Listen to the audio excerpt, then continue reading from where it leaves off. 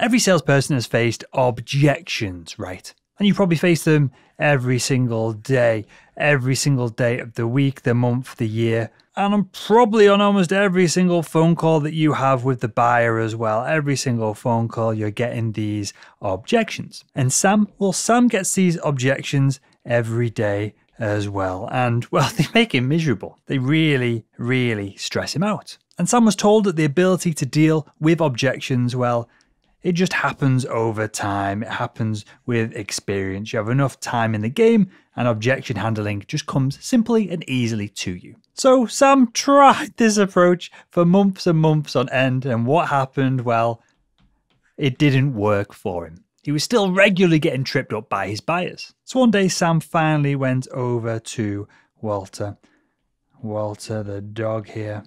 And he asked Walter, hey, you're great with dealing with objections. How do you get through them when you're on the phone, when you're emailing, when you're in person with a buyer? And Walter said he had a system. He went on to explain that if you have a repeatable system to deal with sales objections, you get to remain calm, cool, and relaxed when speaking with your buyers because you know the steps that you need to take to solve the problem. It's called the what-if method of dealing with sales objections. Walter shared that one of the reasons why he likes to deal with objections this way with a system is because, well, if you fail the first objection, if you fail it, and you start to get a little bit stressed about it, then the buyer starts to feel a little bit stressed as well. So they're going to give you another objection. And then because you're even more stressed and panicked now, you're going to fail that one. And this leads to a massive feedback loop of the buyer giving you more objections, not feeling safe, not feeling secure, you feeling more and more stressed until the deal, the conversation, the in-person meeting, whatever it is,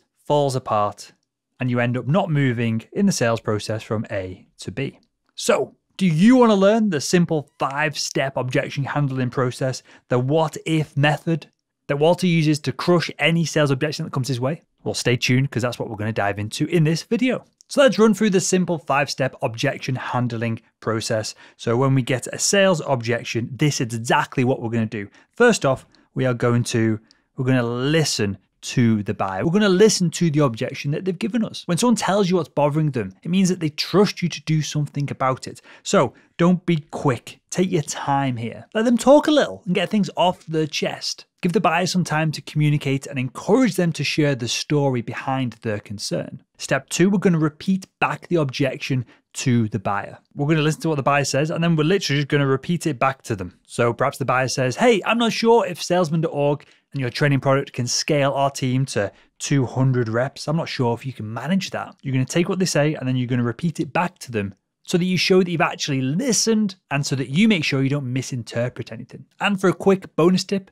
you can add, hey, is this the main thing that's holding you back? Is this the main thing that's holding you back? To the end of your response, when you repeat back the objection. So it could sound like, okay, I understand that you're unsure if the salesman.org training program can scale to over 200 reps. Is this the main thing that's holding you back right now from signing up today? The reason that we're going to do this is we're going to put the objection into perspective for the buyer and it's going to line them up for this next most important question perfectly. So next we're going to ask the buyer, is this actually really important? So next, we're going to decipher whether this is actually important or not for the buyer. And this is where some of your own sales skill and judgment is going to come into play. So look, very bluntly here, in the grand scheme of the sale, this sales objection, is it important? Does the buyer really want to stop the sales process, grind it to a halt to deal with this objection really thoroughly? Or did they just instinctively throw out this objection? Because if the buyer just threw the objection out there, well, you can move on to the final step of all of this. You can say something like, hey, that's a shame. How about we circle back to our ability to scale to multiple sales reps and large sales teams in a second. Right now, though, let's dive into, and as we say right now, we're moving on to the final step of this process. So at this point here, we're at a crossroads, right? Just to clarify this even further, we get 2 types of sales objections. We get instinctive objections, and we also get true objections as well. An example of an instinctive objection could be that, well, when you walk into a shop and there's a sales assistant waiting at the entrance who greets you, often they're going to ask, hey, can I help you with anything, sir, madam, today as you enter the store? And 99% of people, without even thinking about it, say, hey, no, thank you. And they walk right past that poor sales assistant. This is the kind of instinctive sales objection that allows us to just bypass it and come back to it perhaps later on in the sales process. Alternatively, if the objection is thoughtful, if it's a real objection that the buyer needs us to deal with right now, something that's stopping them going from A to B, something that's blocking them in this process, then we're going to move on to the next step. And we're going to ask the buyer very literally, if we can solve this objection for you right now, does it make sense to get the contract signed? Does it make sense to move forward with this? Does it make sense to jump on a call with me next week and carry on the conversation? Before we solve the objection, we're asking, if we do this, are we going to be able to move past this and get rocking and rolling? Hopefully the buyer is going to respond positively, and then we're going to solve the objection for the buyer. So in our continuing example here, I could ask, hey, if I can show you how we've scaled to 200 plus sales reps in our training program for other companies similar size to yours in the past, will you sign the contracts later today? The buyer says yes, then we're going to solve the objection. We're going to explain how we can do, be, have, or solve the issue that's at hand. If the buyer says no, then what they've given you wasn't the true objection in the first place. And then we're going to go back to square one because we need to suss out what the true objection is. And once we've solved the objection, we move on. We push forward. The conversation doesn't end. We've now got rid of this block from A to B, and we keep moving forward to getting the deal done.